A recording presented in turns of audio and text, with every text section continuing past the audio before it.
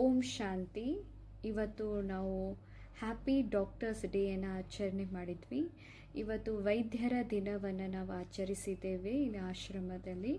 So ವೈದ್ಯರಂದರೆ ಭಗವಂತನ next place ಅಂತ ಹೇಳ್ತಾರೆ, ನೆಕ್ಸ್ಟ್ ಟು ಗಾಡ್ ಅಂತ ಹೇಳ್ತಾರೆ. ಯಾಕಂದರೆ ಹೇಗೆ ಪರಮಾತ್ಮ ಪ್ರಾಣವನ್ನು ಉಳಿಸುತ್ತಾನೆ, ಅದೇ ರೀತಿಯಾಗಿಯೂ ಕೂಡ ಇವರು ಕೂಡ ನಮ್ಮ ಪ್ರಾಣ ಉಳಿಸಲಿಕ್ಕೆ ನಿಮಿತ್ತರಾಗಿರುವಂಥದ್ದು. ಸೊ ಡಾಕ್ಟರ್ ಪ್ರೊಫೆಷನಲ್ದಲ್ಲಿ ಹೋಗ್ಲಿಕ್ಕಂದ್ರೂ ಬಹಳ ಹುಷಾರಬೇಕು. ಆಮೇಲೆ ಹೋದ ನಂತರ ಕೂಡ ಅವರ ತಲೆ ಮೇಲೆ ಬಹಳಷ್ಟು ಜವಾಬ್ದಾರಿಗಳು ಇರುತ್ತವೆ. ಮತ್ತು ಅವ್ರ ಪ್ರೊಫೆಷನ್ ಹೀಗಿದೆ ಅಲ್ರಿ, ಸಹಜವಾಗಿ ಎಲ್ಲರಿಂದಲೂ ಆಶೀರ್ವಾದವನ್ನು ಪಡೆಯುವಂತಹ ಪ್ರೊಫೆಷನ್. ಭಾಳ ಏನು ಹೇಳಬೇಕಂದ್ರೆ ಅವ್ರದ್ದು ಜರ್ನಿನ ಬೇಕಾದ್ರೆ ನೀವು ನೋಡ್ರಿ, ಭಾಳ ಸ್ಟ್ರಿಕ್ಟ್ ಇರ್ತೈತಿ, ಭಾಳ ಕಷ್ಟಪಡ್ಬೇಕಾಗೈತೆ. ಹೇಳ್ತಾರೆ ಡಾಕ್ಟರ್ಸ್ದಲ್ಲಿ ನೀವು ಹೋಗ್ಬೇಕಂದ್ರೂ ಕೂಡ ಆ ಫೀಲ್ಡ್ದಲ್ಲಿ ಹೋಗ್ಬೇಕಂದ್ರೆ ಭಾಳ ಓದಬೇಕು ಅಂತ ಹೇಳ್ತಾರೆ.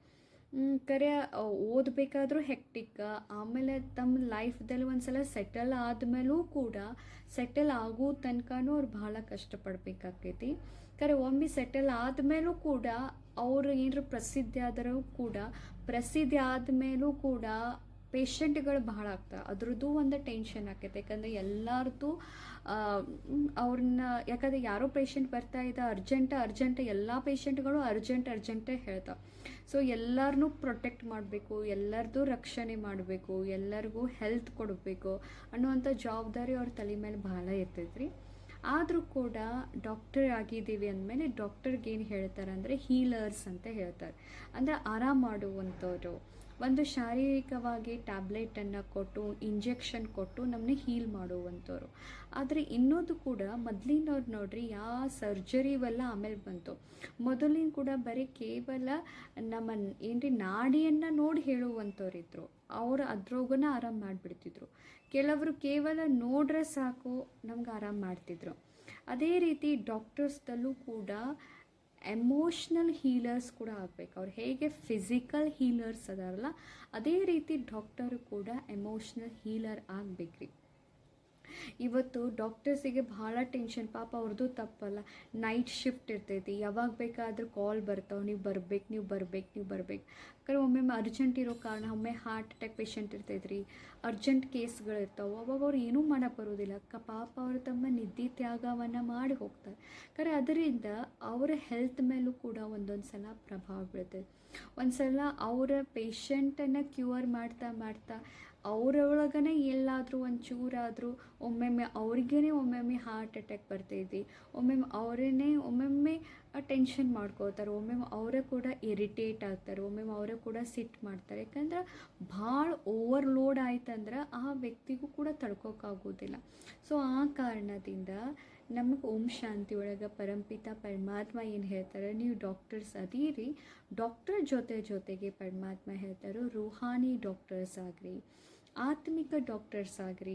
ಕೇವಲ ನಿಮ್ಮನ್ನು ನೋಡ್ರೆ ಸಾಕು ಅವ್ರಿಗೆ ಆರಾಮಾಗಿರಬೇಕು ಅಂತ ಹೇಳ್ತಾರೆ. ಭಲೆ ನಿಮ್ಮ ಕಡೆ ಅಷ್ಟು ಟೈಮ್ ಇಲ್ಲ, ಕರೆ ನೀವು ಬಂದ್ರೆ ಸಾಕು, ನೀವು ವೈಬ್ರೇಷನ್ಸ್ ಅವ್ರಿಗೆ ಫೀಲ್ ಮಾಡಬೇಕು.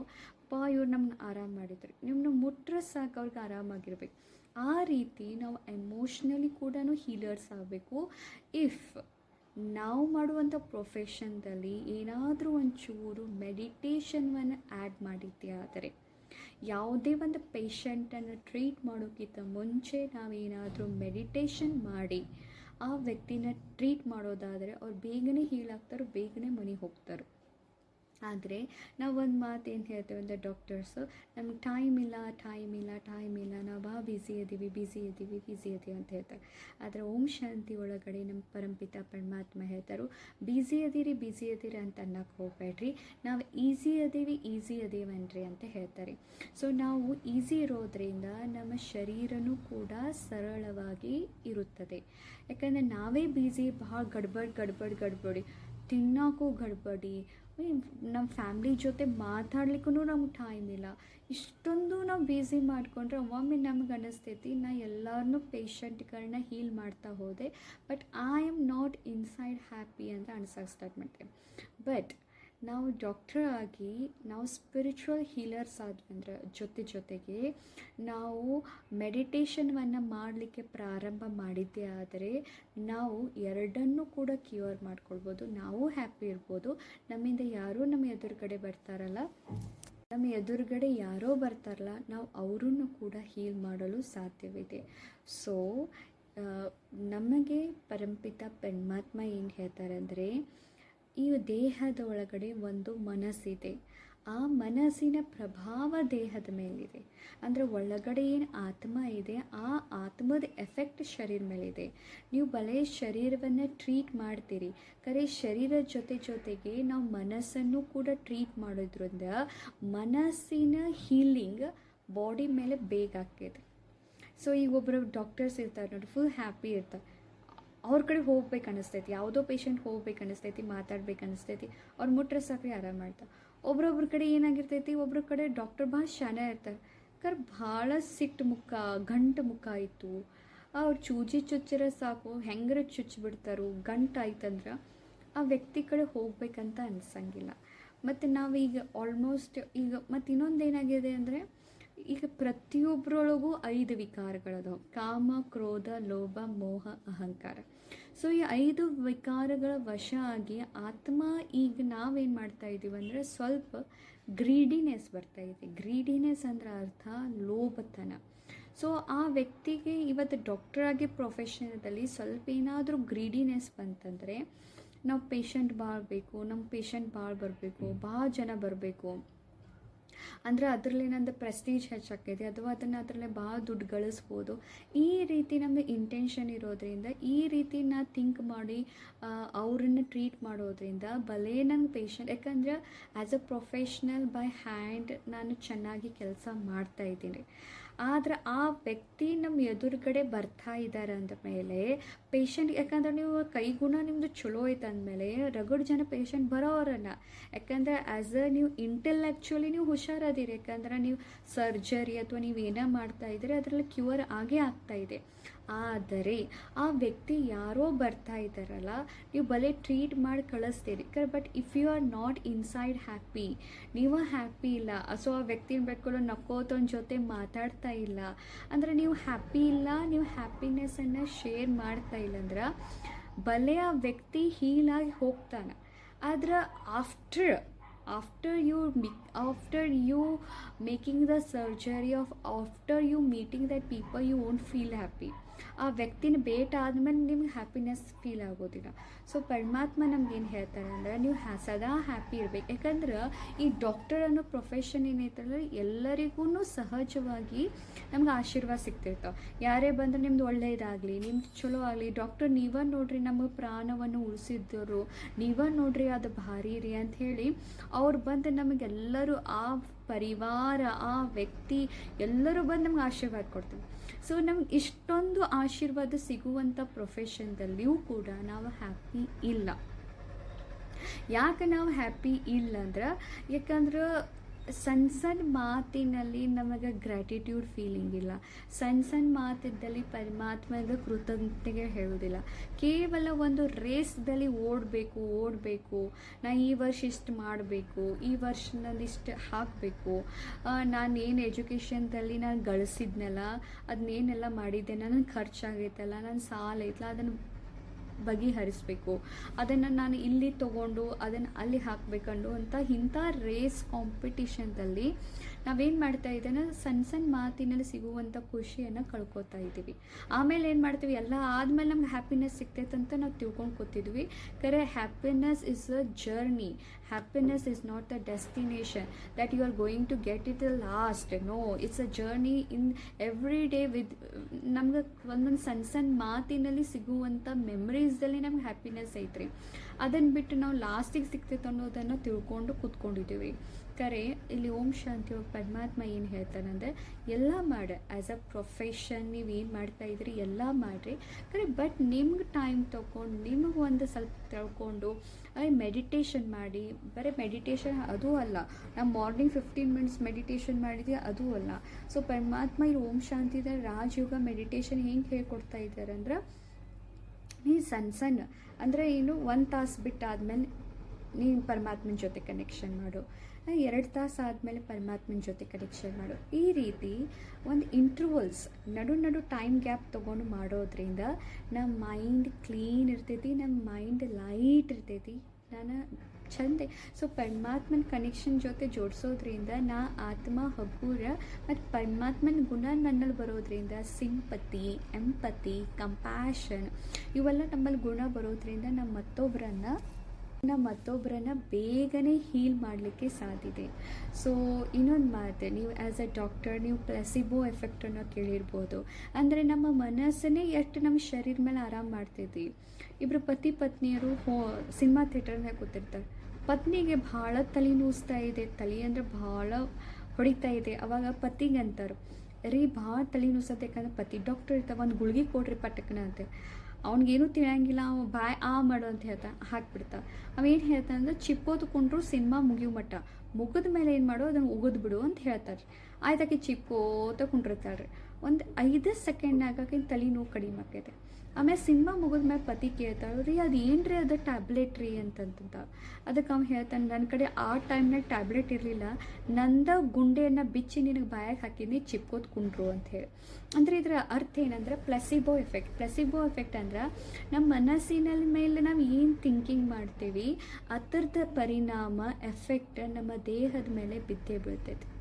ಸೊ ನಮ್ಮ ಅಲೋಪತಿ ಅಥವಾ ಆಯುರ್ವೇದ ಇವೆಲ್ಲ ಮೆಡಿಸಿನ್ ಕ್ಯೂರ್ ಮಾಡ್ತವೆ, ಇಲ್ಲಂತಲ್ಲ, ಇದರದ್ದು ಎಫೆಕ್ಟ್ ಭಾಳ ಇದೆ. ಬಟ್ ಮೈಂಡದು ಕೂಡ ಎಫೆಕ್ಟ್ ನಮ್ಮ ದೇಹದ ಮೇಲೆ ಭಾಳ ಇಂಪಾರ್ಟೆಂಟ್ ಇದೆ. ಯಾಕಂದರೆ ನೀವು ಏನು ಥಿಂಕ್ ಮಾಡ್ತೀರಿ ನಿಮ್ಮ ದೇಹದಲ್ಲೂ ಕೂಡ ಅದೇ ಪರಿಣಾಮ ಬೀಳ್ತದೆ. ಸೊ ಆಕೆ ಟ್ಯಾಬ್ಲೆಟ್ ತೊಗೊಂಡಾಳ ಅಂತ ತಿಳ್ಕೊಂಡಿಲ್ಲ. ಸೊ ಆಕಿನ ತನ್ನ ವಿಚಾರನೇ ತನ್ನ ದೇಹದ ಮೇಲೆ ಪರಿಣಾಮ ಬಿತ್ತು, ಆಕೆ ತಲೆ ನುಸೋದು ಆರಾಮಾಗಿ ಹೋಯಿತು. ಸೊ ಪರಮಾತ್ಮ ಇಲ್ಲಿ ಓಂ ಶಾಂತಿ ಅವ್ರು ಹೇಳೋದೇನೆಂದರೆ, ನೀವು ಸ್ವಯಂ ಡಾಕ್ಟರ್ಸ್ ಅದಿರಿ, ಒಳಗಡೆ ಹೀಲರ್ಸ್ ಅದಿರಿ ನೀವು. ಪ್ಲಸ್ ನೀವೇನಾಗ್ಬೋದು ರೂಹಾನಿ ಡಾಕ್ಟರ್ ಆಗಿ ಡಬಲ್ ಡಾಕ್ಟರ್ ಆಗ್ಬೋದು ಆ್ಯಸ್ ಅ ಪ್ರೊಫೆಷ್ನಲ್ ಅಂತ ಹೇಳ್ತಾನೆ. ಸೊ ಬೇಗನೆ ಪೇಷಂಟ್ಗಳು ಕ್ಯೂರ್ ಆಗ್ತಾರೋ. ಮತ್ತು ಯಾರೇ ಪೇಷಂಟ್ಗಳು ಬಂದರೂ ಸದಾ ಡಾಕ್ಟರ್ಸ್ಗೆ ಇದೇ ಇಂಟೆನ್ಷನ್ ಆಗಬೇಕು, ಬೇಗನೆ ಆರಾಮಾಗಿ ಹೋಗಲಿ. ನಮ್ಮ ಹಿಂಗೂ ಅಲ್ಲ, ಒಂದೊಂದು ಕಡೆ ಹಿಂಗೂ ಆಗ್ತಾಯಿರ್ತೈತೆ, ಎಲ್ಲ ಕಡೆ ಅಂತಲ್ಲ, ಒಂದೊಂದು ಕಡೆ ಹಿಂಗೂ ಆಗ್ತಿರ್ತೈತೆ. ಏನಂತ ಇವ್ರು ಇದ್ರಂದ್ರೆ ಹಾಸ್ಪಿಟಲ್ ಚಾರ್ಜ್ ಹೆಚ್ಚಾಗ್ತೈತಿ, ICU ಚಾರ್ಜ್, ಬೆಡ್ ಚಾರ್ಜ್, ಎಲ್ಲ ಚಾರ್ಜ್ ಎಷ್ಟೆಷ್ಟು ಹೆಂಗೆ ಹೆಚ್ಚು ಮಾಡ್ಕೊಳ್ತಾ ಹೋಗ್ತಾರಲ್ಲ, ಹಾಗಾಗಿ ಹೆಚ್ಚು ಹಾಕೋತನೂ ಹೋಗ್ತೈತೆ ಅಂತ ತಿಳ್ಕೊಂಡು ಅವ್ರನ್ನ ಅಲ್ಲೇ ಇಟ್ಕೊಳ್ಳೋದು, ಎಕ್ಸ್ಟ್ರಾ ಡೇಸ್ ಇಸ್ಕೋದು, ಎಕ್ಸ್ಟ್ರಾ ಫೀಸ್ ಇಸ್ಕೋದು, ಈ ರೀತಿ ಮಾಡೋದ್ರಿಂದ. ಯಾಕಂದರೆ ನಾವು ಈ ಕಡೆ ಒಂದು ದವಾಖಾನೆ ಕಟ್ತಾ ಇರ್ತೀವಿ, ಸೊ ಅದನ್ನು ಹೋಗಿ ಆ ದುಡ್ಡನ್ನು ಅಲ್ಲಿ ಹಾಕೋದ್ರಿಂದ ನಮಗೂ ಬೇಕಲ್ಲ. ಯಾಕಂದರೆ ನಾವು ಎಜುಕೇಷನ್ಗೆ ಓದಬೇಕಾದ್ರೆ ಎಷ್ಟು ಖರ್ಚು ಮಾಡಿರ್ತೀವಿ ಅಂತ ತಿಳ್ಕೊಂಡು ಈ ದುಡ್ಡನ್ನು ಹೋಗಿ ಅಲ್ಲಿ ಇಡ್ಲಿಕ್ಕೆ ಅಂತ ನೋಡ್ತಿರ್ತೇವೆ. ಆದರೆ ಇದು ನಾವು ಮಾಡಿರುವಂಥ ದೊಡ್ಡ ತಪ್ಪಾಗುತ್ತೆ. ದುಡ್ಡು ಹೆಂಗೆ ಬರುತ್ತೆ? ನೀವು ಬೆಸ್ಟ್ ಡಾಕ್ಟರ್, ನೀವು ಡಬಲ್ ಡಾಕ್ಟರ್, ರೂಹಾನಿ ಡಾಕ್ಟರ್ಸ್ ನೀವು ಆಗಿದ್ದೇ ಆದರೆ ಪರಮಾತ್ಮ ಹೇಳ್ತಾರೆ ಲಕ್ಷ್ಮಿ ತಾನಾಗೆ ಓಡಿ ಬರ್ತದೆ. ಯಾಕಂದರೆ ಈ ರೀತಿ ಒಬ್ಬರ ಕಡೆ ಜಗ್ಗಿ ನಾನು ಇಸ್ಕೋಬೇಕನ್ನೋ ಅಂಥದ್ದು ಮಾತು ಏನಾದರೂ ಮಾಡಿದ್ದೇ ಆದರೆ ಅದು ಹೊಳ್ಳಿ ರಿಟರ್ನ್ ಬರೋದು. ಭಲೇ ನಮಗೆ ಮನೆ ಒಳಗಡೆ ದುಡ್ಡು ಬರ್ತೈತಿ, ಆದರೆ ನಿಮ್ಮ ಹೆಸರು ಮೇಲೆ ಒಂದು ಹೇಳ್ತೆ, ಆ ಡಾಕ್ಟರ್ ದುಡ್ಡು ಜಗತ್ತಾನ ಅಂತ ಹಿಂಗೆ ಮಾತಾಡ್ತಾರೆ.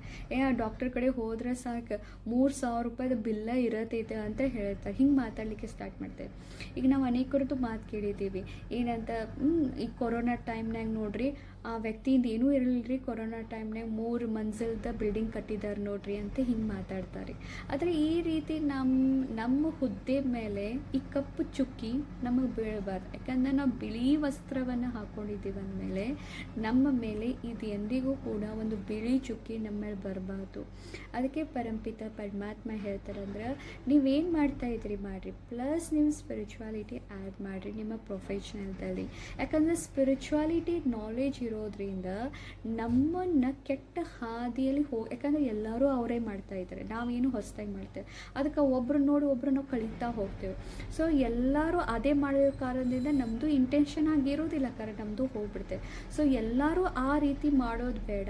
ನಾವು ಸ್ಪಿರಿಚುವಾಲಿಟಿ ಇರೋದ್ರಿಂದ ನಮ್ಮ ವ್ಯಾಲ್ಯೂಸ್ ಜೊತೆ ನಾವು ಸ್ಟಿಕ್ ಆಗಲಿಕ್ಕೆ ಸ್ಪಿರಿಚುವಾಲಿಟಿ ಭಾಳ ಹೆಲ್ಪ್ ಮಾಡ್ತೇವೆ. ಸೊ ನಾವು as a doctors plus values plus ethics plus spirituality ಇವೆಲ್ಲ ಇರೋದ್ರಿಂದ ನಾವು super doctor, human doctor, very spiritual doctor ಕೂಡ ಆಗ್ತೀವಿ. ಆವಾಗ ಎಲ್ಲರಿಗೂ ಒಂದು ಸುಖ ಕೊಡಲಿಕ್ಕೆ ನಾವು ನಿಮಿತ್ತ ಆಗ್ತೀವಿ. ಒಮ್ಮೆ ನಾವು ಸುಖ ಕೊಡಲಿಕ್ಕೆ ನಿಮಿತ್ತ ಆದರೆ ಅವರು ಕೂಡ ನಮಗೆ ಆಶೀರ್ವಾದ ಕಳಿಸ್ಲಿಕ್ಕೆ ಪ್ರಾರಂಭ ಮಾಡ್ತಾರೆ. ಮತ್ತು ಈ ಪ್ರೊಫೆಷನ್ ಇನ್ನೊಂದು ಇಂಥದ್ದು ಇದೆಯಲ್ರಿ, ಈ ಪ್ರೊಫೆಷನ್ದಲ್ಲಿ ನಾವು ಎಂದಿಗೂ ಕೂಡ ಯಾರ್ದು ಕೂಡ ಚೀಟಿಂಗ್ ಕೂಡ ಮಾಡಬಾರ್ದು. ಈಗ ಫಾರ್ ಎಕ್ಸಾಂಪಲ್ ಭಾಳ ಕಡೆ ಕೇಳ್ತಾ ಇದೆ, ಕಿಡ್ನಿ ಮಾರಾಟ ಮಾಡ್ತಾರೆ, ಅದನ್ನು ಮಾರಾಟ ಮಾಡ್ತಾರೆ, ಇದನ್ನು ತೊಗೋತಾರೆ, ಇದನ್ನು ರೀ ಹಂಗೆ ಹಿಂಗೆ ಎಲ್ಲರೂ ಅಂತಲ್ಲ, ಹಿಂಗೆ ಆಕೈತಿ. ಯಾಕಂದ್ರೆ ಒಮ್ಮೆ ಏನಾದರೂ ನಾವು ಯಾರ್ದೋ ವ್ಯಕ್ತಿ, ಯಾಕಂದರೆ ಯಾರೋ ಪೇಷಂಟ್ ನಿಮ್ಮ ಹತ್ರ ಬಂದಿರ್ತಾರೆ ಅಂದಮೇಲೆ ದೇ ಟ್ರಸ್ಟ್ ಯು, ಅವ್ರು ನಿಮ್ಗೆ ನಂಬುತ್ತಾರೆ. ಸೊ ಅವ್ರು ನಂಬ್ತಾ ಇದ್ದಾರೋ, ಅವ್ರು ನಂಬಿರೋದನ್ನು ನಾವೇನರ ಎಕ್ಸ್ಪ್ಲಾಯ್ಟ್ ಮಾಡಿದ್ವಿ, ಚೀಟಿಂಗ್ ಮಾಡಿದ್ವಿ ಅಂದ್ರೆ, ಅವ್ರ ಲೈಫ್ ಜೊತೆ ನಾವು ಏನರ ಆಟ ಆಡಿದ್ವಿ ಅಂದ್ರೆ ಅವ್ರು ಮತ್ತೆ ಹೊಳ್ಳಿ ಹುಟ್ಟು ಬರೋರಲ್ಲ. ಯಾಕಂದ್ರೆ ಆತ್ಮಕ್ಕೆ ಸಾವಿಲ್ಲ. ಸೊ ನೀವು ಕೂಡ ಆತ್ಮ ಅದೀರಿ, ಆ ಪೇಷಂಟ್ ಕೂಡ ಆತ್ಮ ಇದೆ, ಹೊಳ್ಳಿ ಹುಟ್ಟು ಬರ್ತೀವಿ. ಆ ಪೇಷಂಟ್ ಈಗ ಪೇಷಂಟಾಗಿ ಬರಲ್ಲ, ಆ ಪೇಷಂಟ್ ಈಗ ಮಗಳು ಅಥವಾ ಮಗ ಆಗಿ ಬರ್ತಾರೋ. ಅವಾಗ ಅದು ಹೊಳ್ಳಿ ರಿಟರ್ನ್ ಜರ್ನಿ ಅಥವಾ ರಿಟರ್ನ್ ಲೆಕ್ಕ, ರಿಟರ್ನ್ ಅಕೌಂಟ್ ನಾವು ತೀರಿಸಲೇಬೇಕಾಗೈತಿ. ಸೊ ಅದಕ್ಕೆ ಪರಮಾತ್ಮ ನಮಗೇನು ಹೇಳ್ತಾರಂದರೆ, ಸೊ ನಿಸ್ವಾರ್ಥವಾಗಿ ಸೇವೆ ಮಾಡಿ, ಲಕ್ಷ್ಮಿ ತಾನಾಗೆ ಓಡಿ ಬರ್ತಾಳು, ಮತ್ತು ಖುಷಿನೂ ತಾನಾಗೆ ಬರ್ತದೆ, ಮತ್ತು ಶಾಂತಿನೂ. ಮತ್ತು ಇನ್ನೊಂದು ಮಾತು, ಜಾಸ್ತಿನೂ ಈಗ ಅರ್ಜೆಂಟ್ ಐತಂದ್ರೆ ಓಕೆ ಫೈನ್ ಅರ್ಜೆಂಟ್, ಆದರೆ ಜಾಸ್ತಿನ ಇಷ್ಟ ಪೇಷಂಟ್ ನೋಡ್ಬೇಕಂತ ಇದು ಮಾಡ್ಕೊಕ್ಕೆ ಹೋಗ್ಬೇಡ್ರಿ. ಅದನ್ನು ಒಂದು ಫಿಕ್ಸ್ ಮಾಡ್ಕೊಂಡು ನಾ ಇಷ್ಟ ನೋಡ್ಬೇಕು ಸಾಕು. ಜಾಸ್ತಿ ಬಂದ್ರೆ ಬೇರೆ ಡಾಕ್ಟರ್ಸ್, ಯಾಕಂದರೆ ಒಂದು ಊರದಲ್ಲಿ ಒಂದು 30-40 ಜನರೇ ಡಾಕ್ಟರ್ಸ್ ಇರ್ತಾರೆ, ಅವ್ರ ಕಡೆ ಹೆಸರು ಬರೆದು ಕೊಟ್ಬಿಟ್ರಿ. ಈ ರೀತಿ ನೀವು ಮಾಡ್ತಾಯಿದ್ರೆ ನೀವು ರಿಲ್ಯಾಕ್ಸ್ ಇರ್ರಿ. ಯಾಕಂದರೆ ನೀವು ರಿಲ್ಯಾಕ್ಸ್ ಇದ್ರಿಂದ ನೀವು ಬೇರೆಯವ್ರನ್ನ ರಿಲ್ಯಾಕ್ಸ್ ಮಾಡೋಕ್ಕೆ ಸಾಧ್ಯ ಇದೆ. ನೀವೇನಾದರೂ ಹಂಗೆ ನೀವೇ ನೋಡಬೇಕು, ನೀವೇ ಎಲ್ಲ ಮಾಡ್ಬೇಕಂತಿದ್ರೆ ಮತ್ತು ಅದು ನಿಮ್ಮ ಶರೀರ ಮೇಲೆ ಪರಿಣಾಮ ಬಿದ್ದೇ ಬೀಳ್ತೈತೆ. ಆಬ್ವಿಯಸ್ಲಿ ನಿಮ್ಮ ಹಾರ್ಟ್ ಮೇಲೂ ಬೀಳೋದ, ನಿಮ್ಮ ಬ್ರೈನ್ ಮೇಲೂ ಬೀಳೋದನ್ನು. ಅದಕ್ಕೆ ರಿಲ್ಯಾಕ್ಸ್ ಇರಿ, ನೀವು ಎಂಜಾಯ್ ಮಾಡಿರಿ ಲೈಫನ್ನು. ಮತ್ತು ವೆರಿ ಇಂಪಾರ್ಟೆಂಟ್ ಇನ್ನೊಂದೇನೆಂದ್ರೆ, ನಿಮ್ಮ ಪ್ರೊಫೆಷನ್ದಲ್ಲಿ ಚೆನ್ನಾಗಿ ನೀವು ಆ ಪ್ರೊಫೆಷನಲ್ ಪ್ರೀತಿ ಮಾಡೋದ್ರಿಂದ ಭಗವಂತನೂ ಕೂಡ ಹೇಗೆ ಹೆಲ್ಪ್ ಮಾಡ್ತಾನೆ ಅನ್ನೋ ಒಂದು ಸಣ್ಣ ಕಥೆ ಆಗಿರುವಂಥ ಅಮೇರಿಕಾದಲ್ಲಿ ಸ್ಟೋರಿ. ಒಬ್ಬ ಡಾಕ್ಟರ್ ಎವ್ರಿ ಡೇ ಭಾಳ ನಿಸ್ವಾರ್ಥವಾಗಿ ಕೆಲಸ ಮಾಡ್ತಿದ್ದ. ಒಂದಿನ ಒಂದು ಕಾಲ್ ಬರ್ತಿದೆ, ಅವ್ರ ಪತ್ನಿ 2 o'clock ಇನ್ ದ ಮಾರ್ನಿಂಗ್, ಅವ್ರ ಪತ್ನಿ ಎತ್ತಾರೋ ಅವ್ರು ಮಲ್ಕೊಂಡಾರ ಅಂತ ಹೇಳ್ತಾರೆ. ಆದರೂ ಕೂಡ ಅವ್ನಿಗೆ ಎಚ್ಚರಿಕೆಯಾಗಿ ಯಾರ್ದಂತ ಕೇಳ್ತಾರೆ. ಅವಾಗ ಹಿಂಗೆ ಹೇಳ್ತಾರೋ, ಅವ್ರ ಆಫೀಸರ್ದು ಯಾರು ಗುಂಡಾಗಳು ಹೊಡೋದು ಅಂದರೆ ಬಡ್ದಿರ್ತಾರೆ. ಅದನ್ನು ಟ್ರೀಟ್ ಮಾಡೋಕ್ಕೆ ನೀವು ಬರಬೇಕಂತ ಹೇಳ್ತಾರೆ. ಅವರು ವಾಕಿಂಗ್ಲೇನ ನಡ್ಕೋತಾ ಹೋಗ್ತಾರೆ. ಆ ಡಾಕ್ಟ್ರ್ ಹೋಗ್ಬೇಕಾದ್ರೆ ಒಂದು ಸುರಂಗ ಇರ್ತೈತಿ, ಅಲ್ಲಿ ಕತ್ಲು ಗವ ಇರ್ತೈತಿ. ಒಬ್ಬ ಗುಂಡ ಕೂತ್ಕೊಂಡಿರ್ತಾನೆ, ಸಿಗರೇಟ್ ಸೇರ್ತಿರ್ತಾನೆ.